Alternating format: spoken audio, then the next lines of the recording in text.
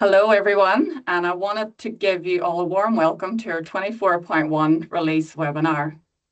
My name is Jack Manison. I'm the School Engagement Team Manager, and we also have James Leckie, who's the Chief Product Owner here with us today. So we're very excited to give you a walkthrough. It should take about a 40-minute walkthrough of the features that we've got in the new release, and also there is a time for questions at the end. So if you could use the question and answer tool within Teams, that would be great. We can see them coming in. Also, we just wanted to talk about the user forums that are upcoming, and that will provide an opportunity to have a deeper dive into any of the features that you see here today. So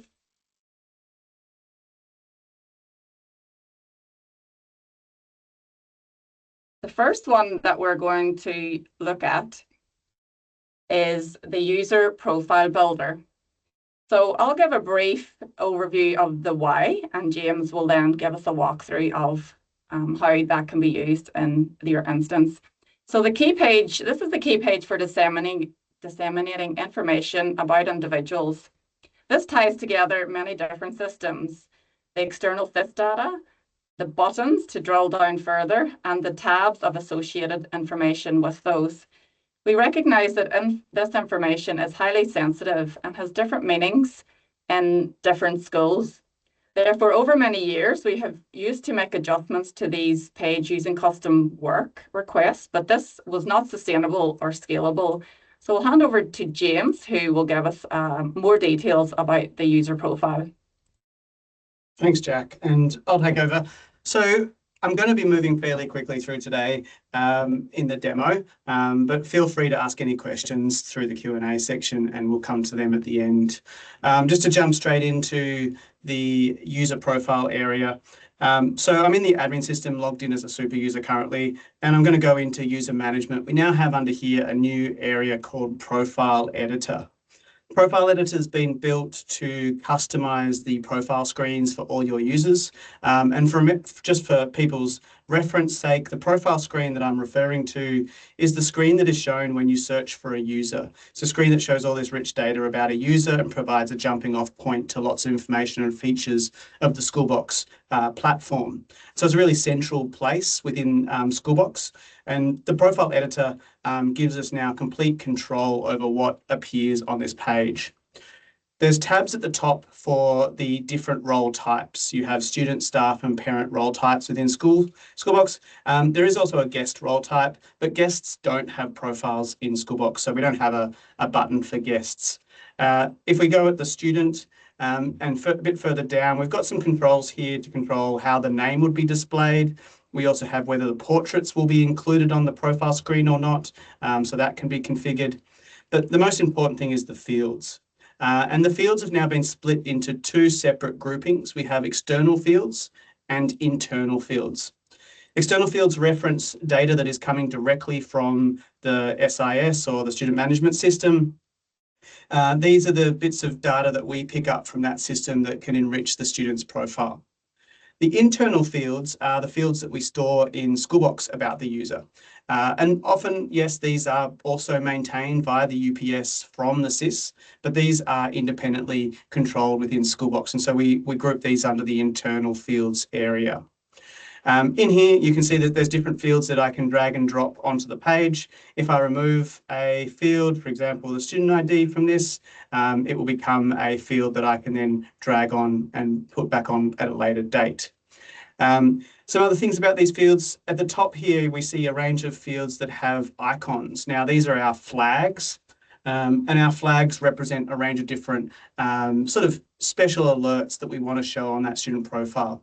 And these will vary from SIS to SIS, but these are sort of the full list of all of the alerts that are available. It should be noted that often the alerts appear differently than a field. They will appear as a special sort of pop-up. And another note, we changed the way that medical notes display on the profile. So if I jump to that student again, previously the medical note would appear at the top. Now there's a view more to expose that medical alert so I can see that underneath that view more. We did that just to increase the privacy of the page to make it a bit more secretive if there was it was being shown on a public display or there was a student's shoulder surfing. It just helps keep that privacy of that information a bit more secret.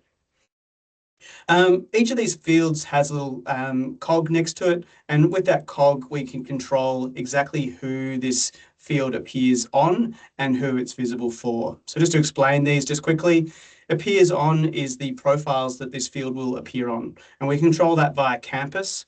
And so this is a list of the campuses in the school that the user that is in that campus will have that field displayed on their profile. Visible for is who can see that field when they come visit that profile. And so as a user, I can visit other users' profiles, and this will control what I see about that user when I visit the profile. Self is obviously self-explanatory. That is the user themselves. Student is other students, in this case, looking at other students. Staff being other staff. One important classification with staff is that they also need to have the view student profile access on their role. Staff that don't have that ability cannot see profiles at all. And then finally, parents. In this case, parents is special. We don't allow all parents to see all students' information. We are limiting parent access just down to the parents of that particular student. So they do have to have that relationship to the student to be able to see the fields.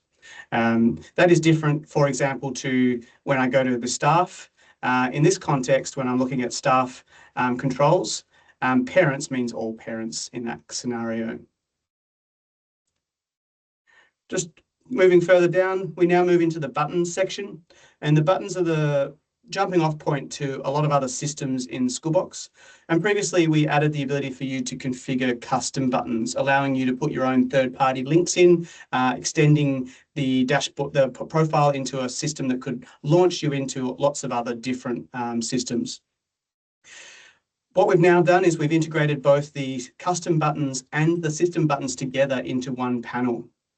What this enables for the first time is the ability to sequence your custom buttons along with your system buttons, and also control the system buttons in a way that you weren't able to before.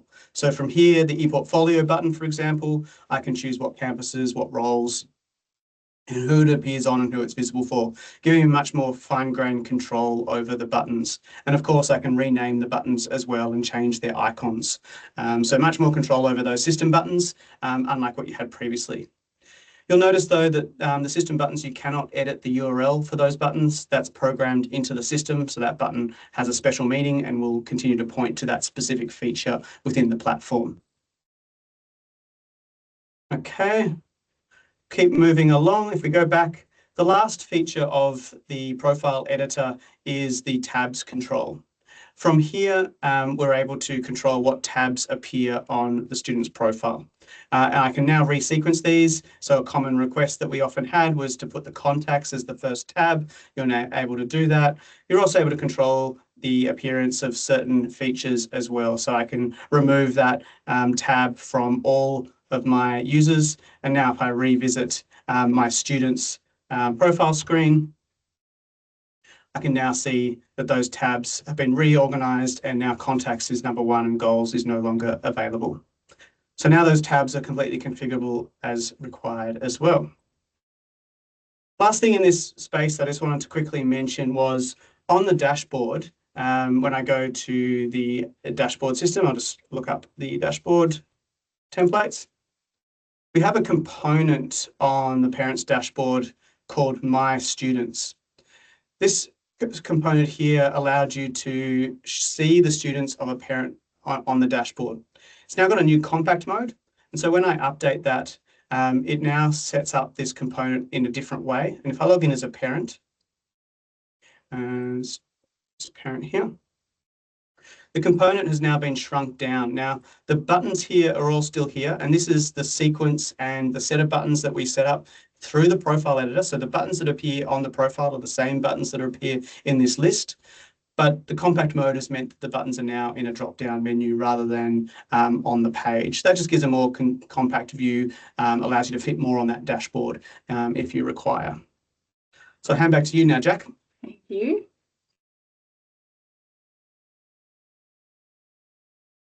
The next feature that we wanted to talk about was grant access levels. So Managing Schoolbox is no longer the domain of a single department. It involves many roles within the school and many functions, such as teaching and learning, marketing, IT, and school admin. We recognise that these roles need elevated access in order to do in the system what they need to do, such as moderation, configuration, or implementing policy. What we did was we tried to reduce the number of super users because that's the risk associated with the high number of super users is pretty high. So by doing this, we could reduce that risk, and that meant that we could limit any damage if there was any account compromised. So there's a few things that James is going to take us through now that you can do with the new permissions. All right, so just taking over again. So now I'm in the user management area under modifying a user. And the first thing we're going to look at is how these permissions are actually assigned. Now, this isn't a new feature. This is a feature that's been in Schoolbox for quite some time, and we've slowly been extending it. But this is probably the biggest uplift to that feature that we've ever had. So it's worth us quickly having a look at how the permissions are assigned. So on the user modify screen down, if we scroll past the groups area down into this permission section here, we can assign permissions to a user. This list has grown significantly in this update. We now have new permissions, including badge, design, impersonator, and timetable. All of these have different access rights to the admin system. So I'm going to add to this user the ability to admin the LMS system. And I'm not going to go through all of these different privileges at the moment, but I'm going to talk about the holistic sort of how they might be used. You can look in our documentation online if you want more detail about specifically what's involved in these, but it'll sort of become clear once we sort of go through some of these examples. So I'm going to add this LMS privilege to this particular user. And now that user's got access to moderate both the pastoral system and the LMS system. Now I'm going to actually impersonate this user. And what's changed now is previously this user was just a regular user within the system. They now have access to an administration system. If I click on the administration, remember this isn't a super user, this is a regular user within Schoolbox, and they've been given access to both the pastoral care and the LMS admin area. And so the navigation has been reworked on the left-hand side to make it clear that everything in the LMS area is accessible to that LMS privilege, and everything in the pastoral area has been reset so that it's available through this pastoral care navigation as well. A couple of things, we rejigged the entire pastoral care admin methodology. So previously you had to do some of the admin for pastoral care in the admin system. Some of it was done in pastoral care itself. Now it's you can do everything for pastoral care admin through this one menu. And that includes updating things like the subtype lists and the types, but also the default settings for those types and other setups for this area like filters. So this is all available to that element, that pastoral care moderator role. And so you can see how this can be used for those other permissions as well. So we can extend this for the timetable permission, which allows you access to sync the timetable. We've added it for the design to allow you to provide the ability for the marketing people to go in and update the design of Schoolbox. So all of these permissions allow you to hand out that responsibility to specific users within the system. Now let's talk about a new permission that has been commonly requested, which is the ability to assign out impersonation privileges. Now I'm going to look at my test user again. So I'll just go to that same user and modify them. Now, this time I'm going to add a new privilege called impersonate. Now, the impersonate privilege doesn't give you access to the admin system, but what it does allow you to do is become users of specific roles. So here I can select what roles I would like this particular user to be able to impersonate. I can give them access to perhaps just the junior students or the senior students or maybe the parents, depending on their role and what function they serve within the school. They may have a need to be able to impersonate specific user types or user roles within the system. So I'm going to add that now. Now this user has that ability to impersonate parents. So as that user, I can log in again. search for a parent. And at the top there, and click impersonate. And now as a simple non-super user, I've been able to impersonate a specific parent. I haven't had to link that account. The previous way we used to do this was account linking. This is a more generic impersonation. So it allows you to impersonate anyone in that role. A few things, of course, with security concern and security caution. We do log all impersonations. So we do have a record of any user that becomes another user, when that happened, and the session that they moved into, so that we can track that movement between users. Another thing to be aware of is that we do actually block the ability for that impersonate privilege to impersonate super users or pastoral moderators. So both of those types of users are excluded and are not able to be impersonated at all with that privilege. So you will find that there are some users you just can't become. And that's to avoid an issue with privilege escalation, that you shouldn't be able to become someone with more access than yourself within the system. Okay, I'll hand back to you, Jack.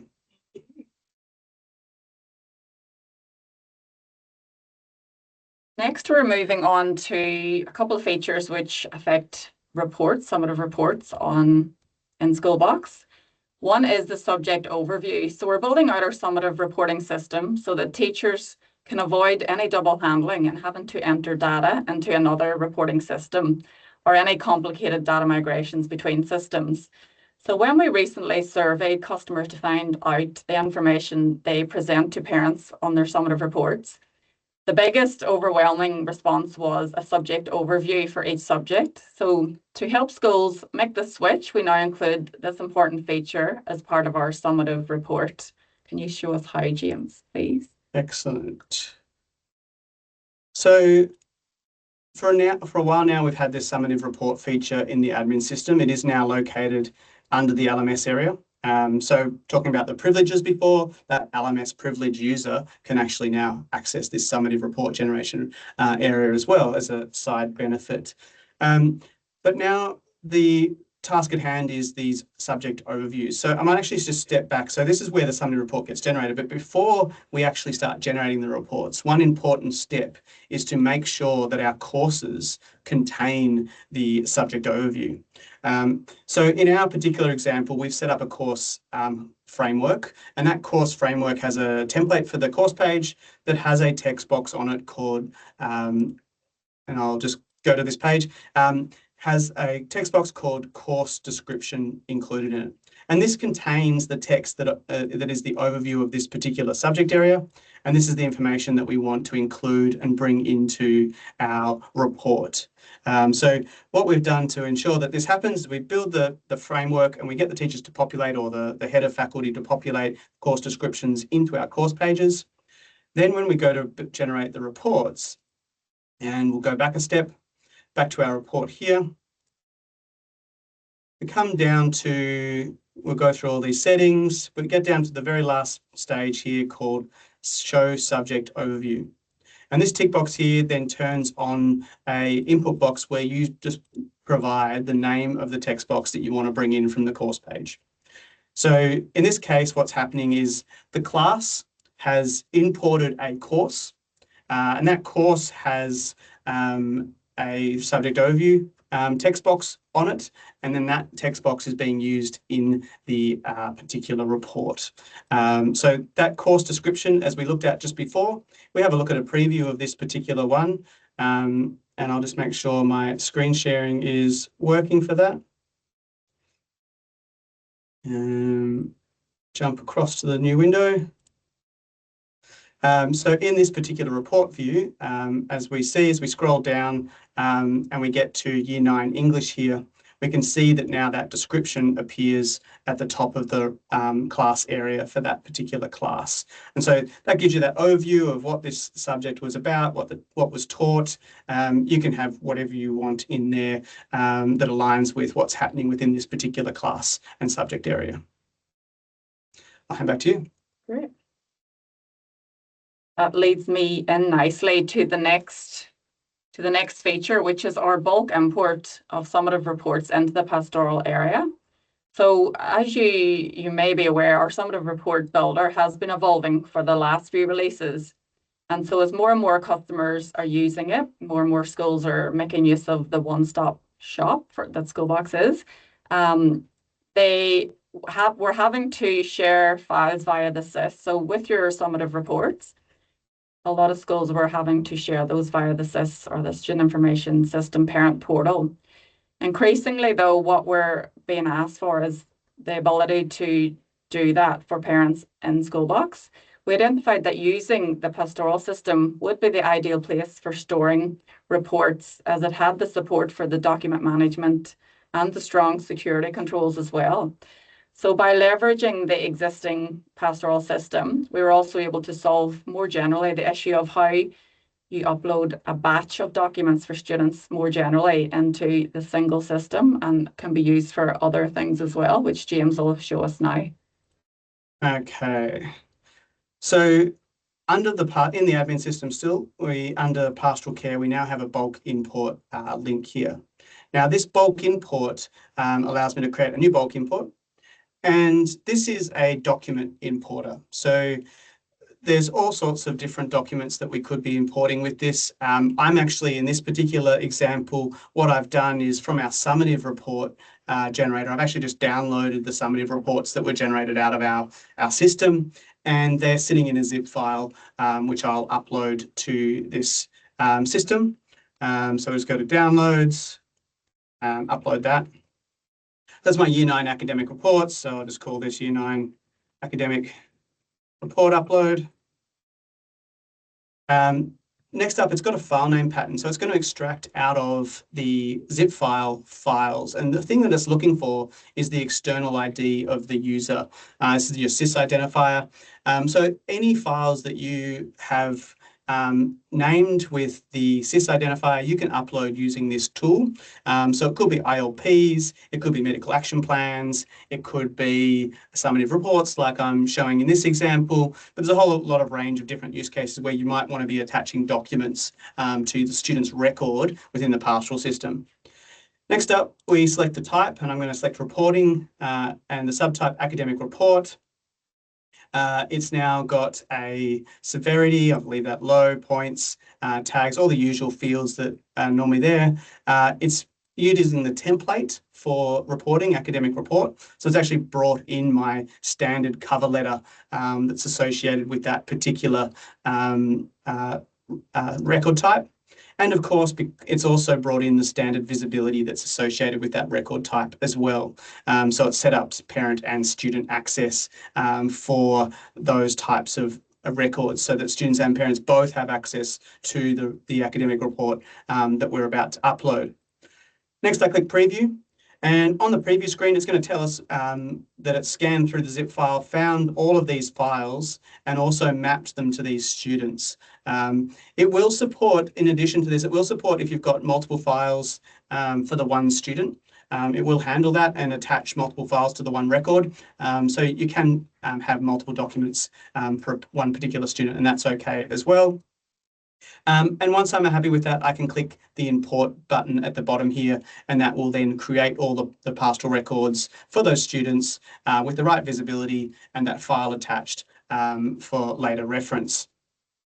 The other thing down the bottom here you'll see is a user profile link. And this is a little help tool that you can use to copy this link.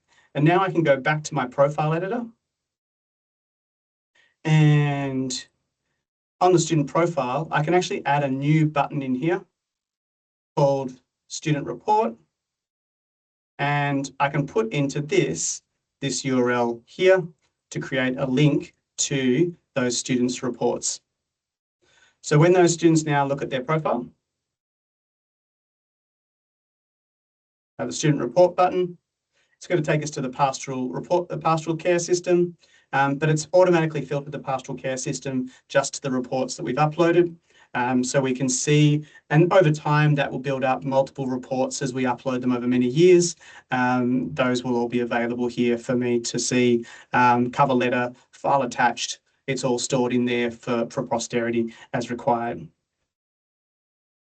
Okay, I'll hand back to you now, Jack. Great.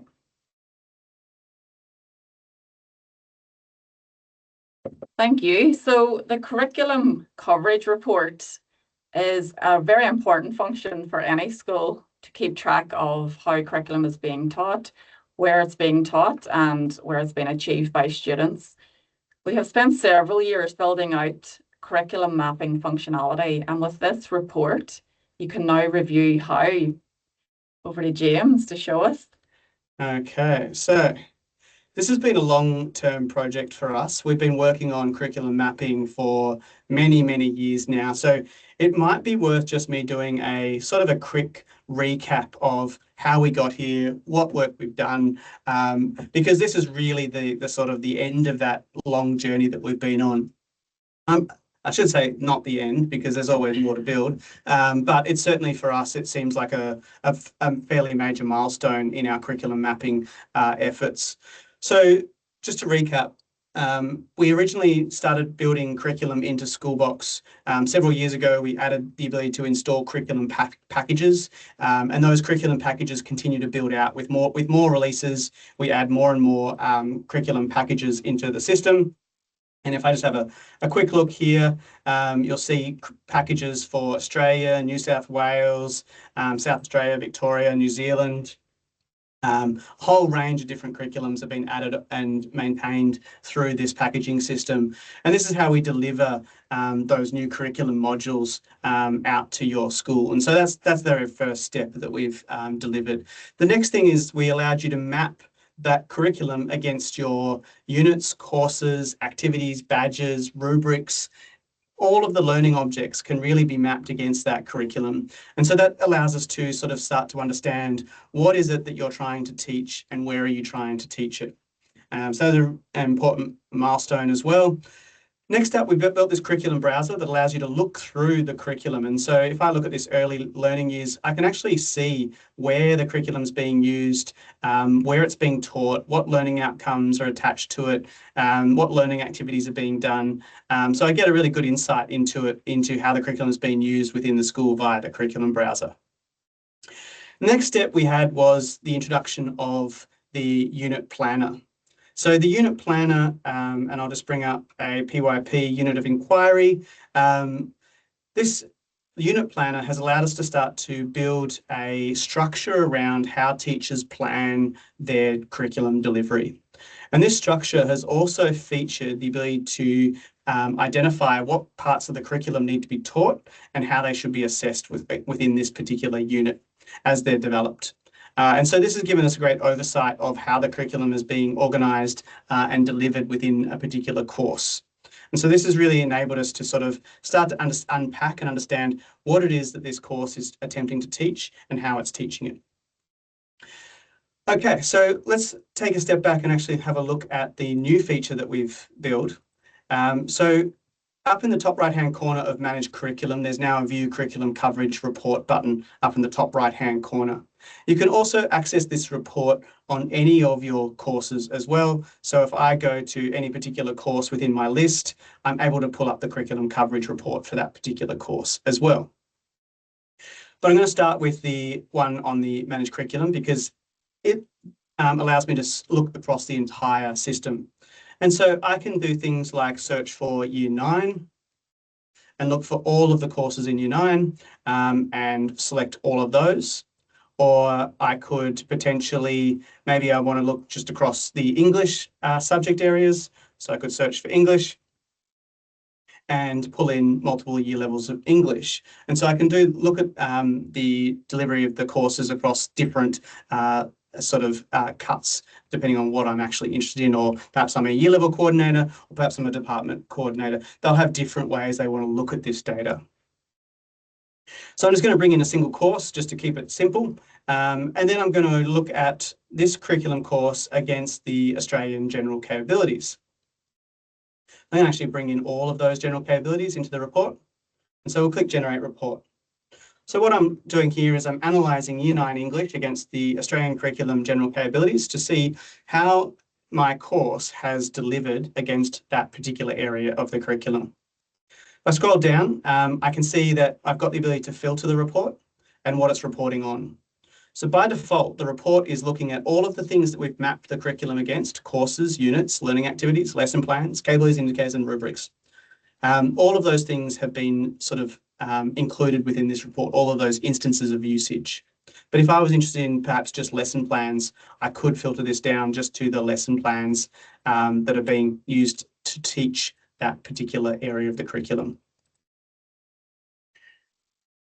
Next up, we have the gap, and I'll come back to that once I've explained a bit about the report itself. So the report below, you can see that it's a hierarchy. So I've got the Australian curriculum here, and then I can actually drill down into areas of the curriculum. So I can expand out literacy, clicking on that area, going into reading and viewing, and clicking through understanding texts, and drilling down into the particular area that's being taught. So here we see it's at level 9, and we can start to unpack how it's being taught, what's being taught across the entire area. So we can drill right down to the actual capabilities and indicators that are coming out of that curriculum. I'm also able to click and see where it's been mapped. So there's a bit more expansion there, and I'll show some good examples of that later. One of the things you might be interested in doing is actually drilling down and actually looking at a particular learning area. So I might go down to literacy, we'll go to reading and viewing, we'll go to understanding texts, and we'll go to level 9. So we'll update that report. Now we're looking at a particular area of the curriculum, and we're seeing how that's being covered. So we can see how it's being covered in the units. We can see the total overall coverage. And we can see what's being taught. But where this is particularly interesting is that I can also flip the switch on the show unused indicators, and now I get a list of the parts of the Year 9 curriculum that are not being taught. And so here are the gaps that are probably not being covered in that particular area of the curriculum for this particular course. Just another quick example. We're now going to have a look at PYP example, and we'll look at the PYP units of inquiry. And in this case, we're going to go all the way back and look at the IB curriculum. We're going to look at the PYP, approaches to learning, key concepts, and transdisciplinary themes. So we'll generate that report. This now shows how this particular course has implemented those areas of the curriculum. And so we can see here that all of the transdisciplinary themes have been covered. Most of the key concepts are being covered. It's all excellent, it's all good coverage. And we can also drill down into these particular areas and see how these particular areas are being covered.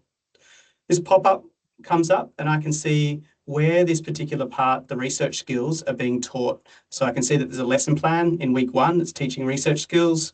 We can see that there's rubrics, and we can see that there's assessments throughout this unit that cover those research skills. So it gives you that ability to move both across the curriculum at that depth and also at a high level and see where we've perhaps got gaps and where we're missing parts. So there's a lot of power in this, and we hope that this is really useful for schools to better understand where they perhaps haven't got things mapped and perhaps how well they're mapping in different course areas. And this will continue to help you refine and better understand how you're teaching and how well your courses are covering your curriculum. Over to you, Jack. Great. Just on that, there's a lot to take in there. So this webinar is being recorded and will be shared after the session. So if you feel like you need to watch that over again, you'll be able to do that. So we've got one more feature that we want to talk about before we spend some minutes on roadmap, and that is the bulk group permission. So in Schoolbox, the Schoolbox group system allows many different functions of your school to manage their communication. With groups that are open to join, users often get involved in a range of different groups over their student journey or school journey, or for parents as well. But each year there is a certain amount of rollover that occurs, and those communication groups need to be refreshed, whether it be students who are leaving the school and converting to alumni, or parents leaving the school, or students moving from one campus to another, for example. There are a range of scenarios where the groups a user belongs to are likely to be no longer relevant at this new stage in their student journey. So we've created a tool to allow you to remove users from all groups in bulk. And James will show us how to do that. Excellent. So this is a really highly requested feature in our forums, and we understand deprovisioning is always a challenge within schools. And this is one of those features which helps you deprovision users from perhaps their previous responsibilities. And recognizing that, not always is the outcome of deprovisioning removing the user. Sometimes it's just removing some of their access rights. So under user management, you go to bulk modify, and then you use the bulk modify tools to select perhaps all the students in year 12 that are leaving. We'll select all of those. We click modify, and then we go to group involvement, and we just select remove from all groups and click update selected. And now all of those users have been removed from all of the groups that they're involved in. So that's going to slim down their notifications, what groups they're in, all of those things that you might want to then reset or readjust for the new year. You can run through and reset the groups ready to start the fresh year. That's it from me. Okay, thanks everyone for questions. Just keep them coming while James covers the roadmap, and I'll manage questions. Hopefully we can get to all of them. I've just acknowledged them as they're coming through, so please keep that coming. So James, product roadmap, what have you got to share?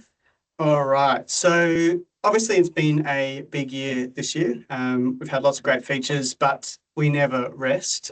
We've just completed in the last month our big roadmap review for 2025. And so we've got some good insights into where things are heading and what direction we're heading as a company next year, or this year now.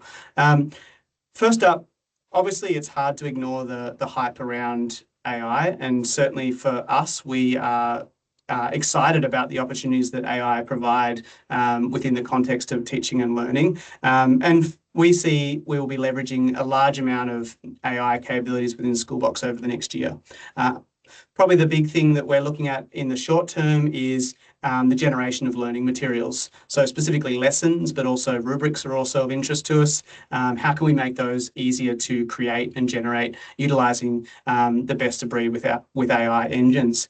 The other thing for us that we think is one of our advantages in this space is that with all of this curriculum mapping that we've just been talking about, we have a really great understanding of what you're trying to teach, what you actually need to teach within your classroom context. So we're going to be making sure that whenever you go to generate content utilizing AI, it is fed all of that rich context around what curriculum you're teaching it, what learning areas you're interested in teaching at this particular point in time. That's going to be really helpful in making sure that the AI makes the best attempt at helping you create the best lessons within the platform. Next up, we're looking at our feedback opportunities. So within Schoolbox, feedback is probably one of our big strengths, and feedback continues to be the highest point of engagement within the platform. We want to continue to enhance the feedback capabilities. We're looking at summative reporting and how summative reporting works within the platform, and increasingly high stakes assessment is part of what we do in Schoolbox. So we're looking at more flexibility with marking, including things like the ability to input marks in different formats to what they will be output in. We're looking at the ability to import marks across entire cohorts or entire year levels. And we're also looking at how we best support workflows for moderation with an entire cohort. So some of those sort of more summative assessment workflows are a big part of what we're looking at achieving with that work. The pastoral system, as always, continues to be really popular within the Schoolbox platform. We want to continue to enhance and extend its capabilities. We're looking at adding in expiries into pastoral records so that they don't stay around forever. They have a lifespan. That's going to help with flags as well, to make sure that flags are staying relevant automatically. We're also looking to perhaps capture more parent communication and more of that sort of dialogue with parents within the pastoral system, making sure that you don't lose that information in emails or other places. And of course, we've had the points system for a long time, and we would like to enrich the points system within Schoolbox's pastoral as well. Just finally, the unit planner that I mentioned earlier, that continues for us to be a really key focal point. We see that as a really important place for teachers to do course development and planning. We think that it provides a really rich sort of way to collate everything that a teacher is trying to achieve within the classroom. And so we're going to be continuing to enhance the unit planner. Next up is, better collaboration, allowing multiple teachers to collaborate and comment and sort of interact with that unit planner in a really rich way. And also we're looking to add a visual activity planner. So you've got a better way to sort of sequence and scope when you'll be teaching different activities, lessons, tasks, assessments, and make sure that's all programmed into your course as well. And you have a really good visual representation of that within the unit planner as well. So that's our sort of overview of the year to come. Certainly that's a big list. And as always, we say, take it with a grain of salt. We tried our best to build as much as possible, but things come up. But that gives you a bit of an insight into where we're thinking and the directions that we're heading with the Schoolbox platform this year. Thanks very much, James. And also, as I mentioned at the start, at the user forum, you'll be able to hear from some of the product team. Might not be James, it could be another member of the product team as well, who could come and talk a bit more about roadmap. So questions, we've got a few questions that I'll just start. So thinking about way back, Clinton has asked, is it possible to make visible a custom field on the student profile that would come from, I guess, says, for example, a parent address, if we wanted to provide some other information which might be relevant? Yeah, at the moment, no. It's certainly got that capability in the future. And one of the things that does come up a lot is custom fields in CISs. The hard part with that is not so much putting the field on the profile for us, it's the plumbing behind the scenes. How do we plumb that through to the CIS so that it all flows through from your central source of truth into the Schoolbox platform? And that can be very challenging, and maintaining all of those unique fields and those unique relationships is what we were talking about earlier when we said, it wasn't really scalable to customize the profile all the time. So we are thinking about, adding the ability to have some custom fields. A lot of CISs do have the ability to do custom fields. We have worked with some in the past. So that is potentially an option in the future. But at this stage, it's probably going to be, put it on the roadmap, suggest your ideas. If we think that there's enough traction and enough sort of consensus around all of our schools that would be a value field to add, we can certainly put that on the roadmap and add it in for everyone as well. Great, thanks, James. There's another one here from Marina who was asking about will you be enhancing the security permissions to allow for more granular control? For example, having a teacher email address details visible for high school students, but not for primary school students, as an example? Yeah, so yes, there is. So what we're thinking about in that space is we did introduce the idea of what we call match campus in pastoral. And that's been a really successful and popular feature. Lots of schools have started to switch towards that model. And the match campus idea is basically if the teacher and the student is in the same campus, then they can see the information, and if they are not in the same campus, they won't be able to see the information. So I think that really is the sort of the concept that you're thinking about. That certainly was discussed when we were building out the profile system, whether we introduced Match Campus. It is something that we didn't do in the first round, but certainly if there's enough interest and enough people behind that idea, we certainly would look to add that concept into the profile as well. With all of these ideas and these sort of suggestions, I highly recommend people get on the forums and suggest them and have discussions with others and bring people along on that journey, because it really is the forums that do drive these ideas and bring our attention and our focus on those ideas. So I can't encourage it enough to get on the forums and suggest that idea. Great. So Odette has said that she's had senior school teachers saying they can't email all parents for their classes anymore. Has this feature been removed or moved? That was a slight bug we had about a week ago. That should now be fixed. So we did a point release last week, which would have resolved that issue. So yeah, if you've got any things like that, little bugs, there's always little issues that pop up when we go out with a new release.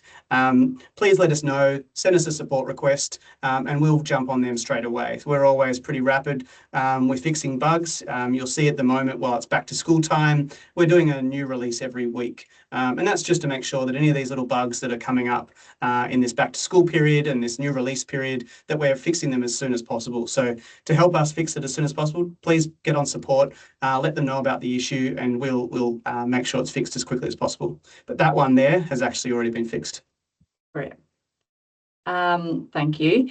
So with the impersonation feature, where are the impersonation logs kept? Is that something that schools are able to access via admin, or would we need to request it from us? Great question. So currently that's only installed in the back end, and we only use it during forensics sort of exercises. So if you've got sort of an event, a security issue or an event, do contact us via support and we can access that log for you. But yes, it was discussed that we probably need, now we've added this impersonate privilege, we're probably going to expose that log as well to you on the front end. So that will come shortly as part of an uplift as well, to make sure that you've got access to that report. But in the meantime, if you do have a security incident, please get in touch with our support team. They're very good at running through security incidents, and they can help you do any forensics that you might need in those types of events.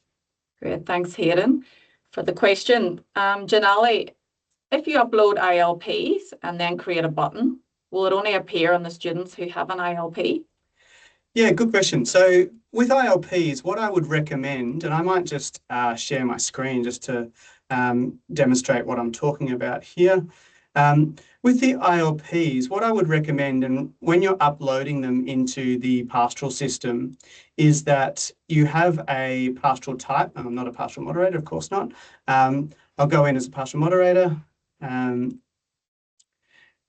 When you set up the pastoral type, and I think I've got an ILP in here. Let me just have a look. We'll just use learning intervention as an example. So I've got an academic learning intervention here, or it could be, and I would select a flag. So what I would do here is perhaps have a clipboard and set a color. Maybe we like this green color here. And I would set up a flag that would indicate that perhaps there's an ILP document associated with that type. So when loading the documents, you don't necessarily have to create the button. You would just load the documents in, and any student with that type would then have a flag on their profile screen for that particular that record type. Hopefully that makes sense. That's how I would recommend doing those types of things. I didn't recommend that with reports because you're uploading reports for every student. But when you're talking about something that is more specific to specific students, like a medical action plan or an ILP, I would be leveraging the pastoral flags feature and making sure the documents are of that type and that the flag will appear on their profile screen. And with that, so David has asked, is there a way to import specific document classifications from Synergetic to consolidate all, for example, reports within Schoolbox? Potentially, I haven't considered that yet, but yes, potentially you could export them from Synergetic and upload them into Schoolbox, but certainly I don't know enough about Synergetic's export functionality to know where that's possible. Okay. Laura has said loving the release, guys, so thank you, Laura, for that. I'm wondering if there will be future plans to see the curriculum coverage report in a timeline view over weeks, terms, semesters. Yeah, so I think I mentioned in the roadmap discussion there that we were looking at a visual sort of activity planner that will show what's being taught and when, and I'm imagining that will be some form of Gantt chart that will visually represent how the course will be taught in terms of timing. So that might lead towards that type of visualization. In terms of the curriculum gap analysis report, it's really more about, the gap analysis report is really more focused on not necessarily the timing but actually what's not being taught across the entire time. So it's really that summary level. But yes, we are looking at a more visual way to represent the timing of your course and when things are being taught, when activities are being taught. It's in a visual way. So expect that to be coming this year at some point. Great. Will students be removed from groups at the end of each year automatically as part of the rollover process, or do we need to use a bulk modifier each year? Yeah, students aren't automatically removed from groups. In fact, when we roll over, we don't actually roll over students at all. What really is happening during rollover is you're rolling over your student management system, and we then connect to the student management system and we update all of the students' data that comes from the student management system. So that's their year level. A few other bits and pieces are updated via the UPS. But there's no other action done on the students. Now, the UPS can control groups, and sometimes groups do get changed around in the UPS. And so for schools that have set up sophisticated group management in the UPS, you may have some groups that get removed and added. A classic example is putting the student in a house group or something like that. So those types of groups may change on rollover. But typically, students would stay in all of their groups. And remember that groups are not just the groups that you've assigned them to. They could be groups that they've optionally signed up to, joined. So groups can be free to join, or they could be groups that have been set up, for other purposes. Maybe a teacher set up a project group. So there's lots of different groups within the system and for different purposes. And generally, the system admin and rollover doesn't really touch those at all. You do need to use the bulk modifier if you want to strip them back to just a bare set of no groups. Great. So I think we have time for a few more questions. Still on the topic of bulk uploading. So if the school wanted to upload all of the reports from the last 4 years, is there a way to organize these?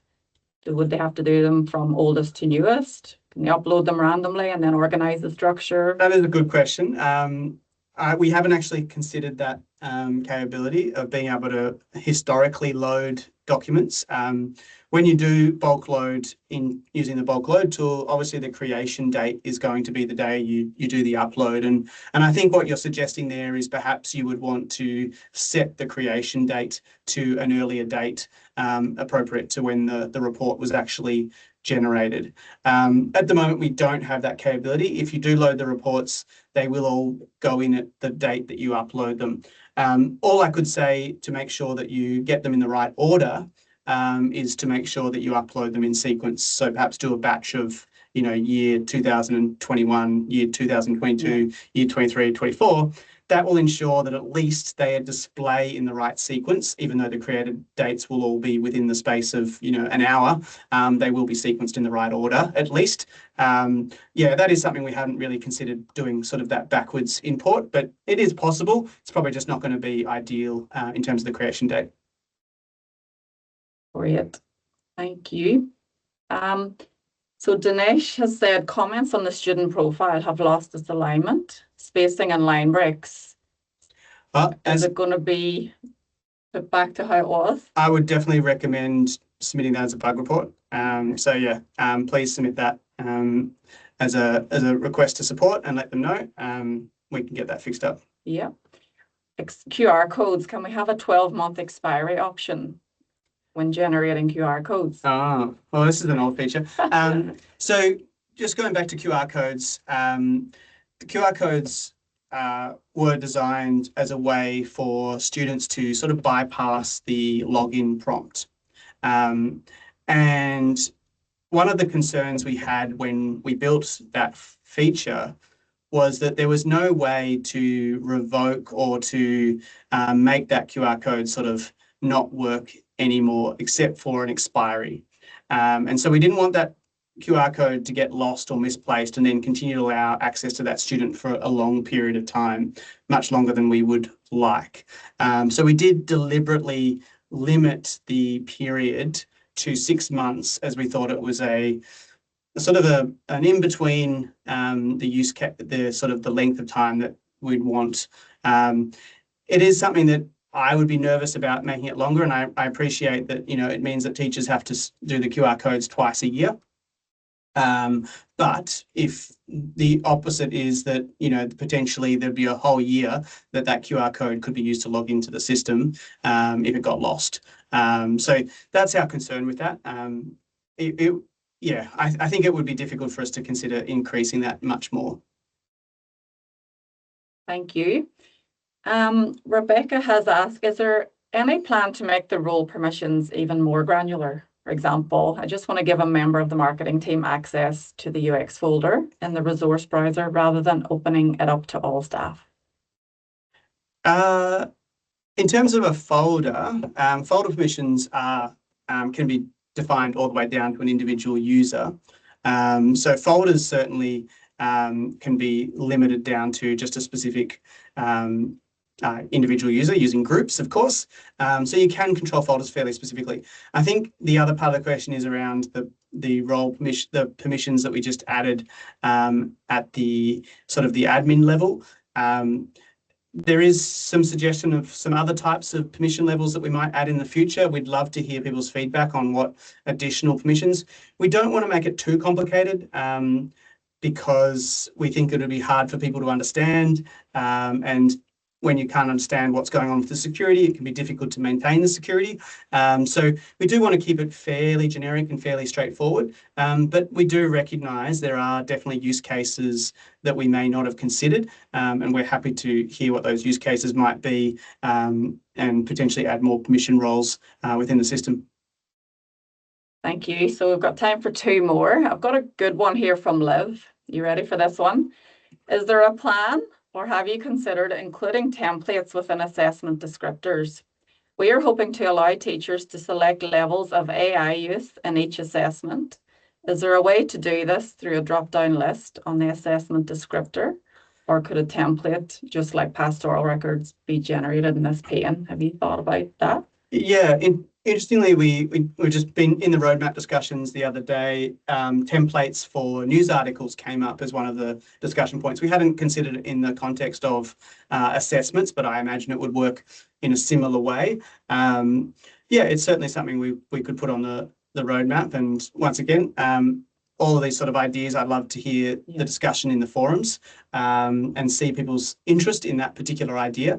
I know exactly what you're talking about with the traffic light system and putting the traffic lights on a assessment description. It's something we've even talked about having as a core feature as well. And certainly, that's something we are considering. But going back to the roadmap, we're looking at utilising Gen AI to generate sort of our activities, and having templates often helps the AI generated in a more structured way. So it's also something for us to consider within the context of that generative AI, is making sure it's fed a template so it can better fulfill the requirements and the structure that the school wishes to be best practice. Thank you. And last one from David. James, how are you coping with the interrupted sleep? So for those of you who don't know, James became a dad at the end of last year, middle of last year. Yeah. How's that going? It's going really well. Jasper's sleeping really well. So it's been a great start to the year. He's happy, healthy, and very fit. So it's going well. Thanks, David. Congratulations from everyone again. So folks, that brings us to the end of our webinar. And as I said, user forums are a really good opportunity to come and talk more to Schoolbox staff as well. But we really appreciate you taking the time to watch the webinar today. And we look forward to having more engagement and interaction with all of you over the course of this year. So thanks, James, for your walkthrough. And thank you all for joining. And we'll talk to you soon. See ya. Thanks, everyone.